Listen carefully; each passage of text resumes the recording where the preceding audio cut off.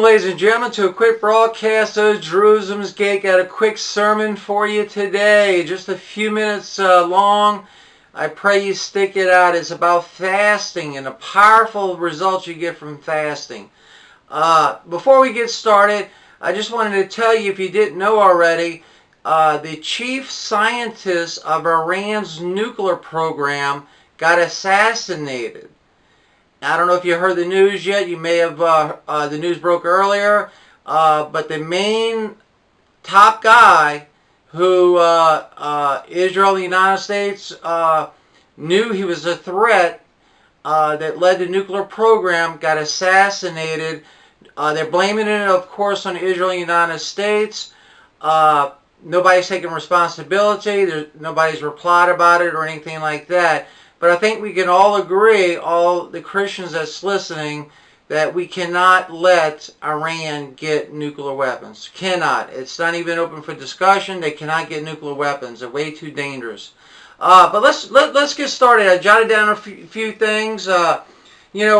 Fasting, the best way to describe fasting, it's letting go of the physical realm of this world and dwelling into the spiritual realm of this world.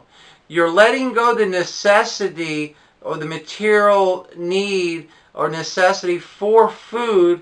You're denying yourself of that necessity to dwell more into the spirit realm. That's a brief overview and a summation of fasting. Now, the Lord requires us to fast. In the Bible it says, when ye fast. And God was saying that. He didn't say if you fast. He said when you fast. Matthew, I hope you can see this. I have problems with the screen all the time. I'll read it to you though. Matthew chapter 6. Moreover, when ye fast, be not as the hypocrites of a sad countenance, for they disfigure their faces, that they may appear unto men to fast. Verily I say unto you, they have their reward. But thou, when thou fastest, anoint thine head and wash thy face, that thou appear not unto men to fast, but unto thy Father which is in secret. And thy Father which seeth in secret shall reward thee openly. So when you fast, don't go around saying my stomach hurts, I'm fat, like you're suffering for Christ, to get attention that you're fasting.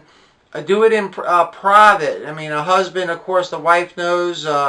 And if the wife fasts, the husband knows.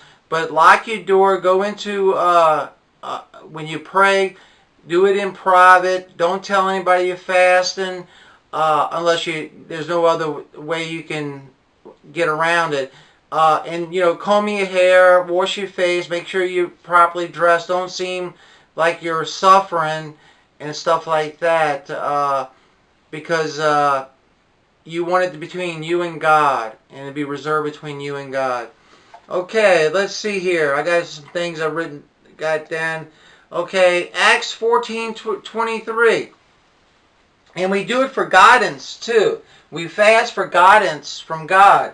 And Acts 14:23. And when they had ordained them elders in every church, they had prayed with fasting. They commended them to the Lord on whom they believed. So before sending these elders out, they prayed and fast. The next one, let's see here. Okay, and you remember when the Jerusalem fell, and some people started going back to Jerusalem to rebuild it. They didn't want to ask the king for his army to protect the women and children, and going back to Jerusalem to rebuild Jerusalem. The king was definitely provided an armed force that make it safely, because crossing the desert in those days were pretty serious. I mean, they had a lot of bandits out there. They killed you, they robbed you, they put you in slavery. It was just hard. But they fasted and prayed and relied on God to protect them instead of the king.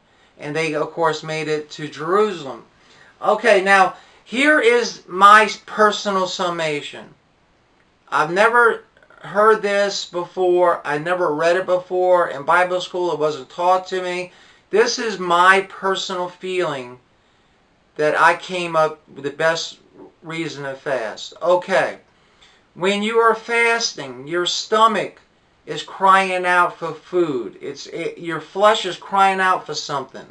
It's desiring food. And when you suppress that hunger pain throughout the day, you're actually working out with a muscle. You're building your strength of your willpower.